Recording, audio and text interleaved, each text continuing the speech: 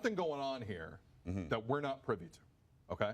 Something is going on with the Leafs that is very unhealthy behind the scenes because Kyle Dubas is not afraid to come down and speak to the media.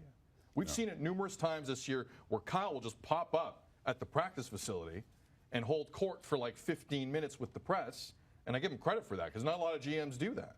But Kyle, we've seen it a couple times, not just after the Nylander signing and the Austin Matthews contract. No. Just when he feels like it. He'll come down and swap spit and whatever. You know what I'm saying. It's an older term for speaking. All right. Aside from the retweet of the Daryl Morey cartoon Monday, we haven't heard anything. We haven't heard anything from Kyle.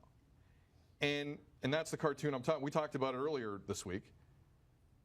Tim, what I'm seeing, correct me if I'm wrong, what I'm seeing is a head coach who at the trade deadline was told we have enough. And who maybe disagreed with that feeling.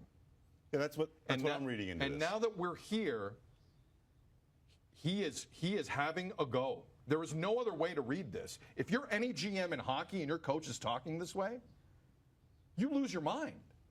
Yeah, and I don't think this is something new. And that's why I always point back to our conversation with Mike Babcock. What was that, in December?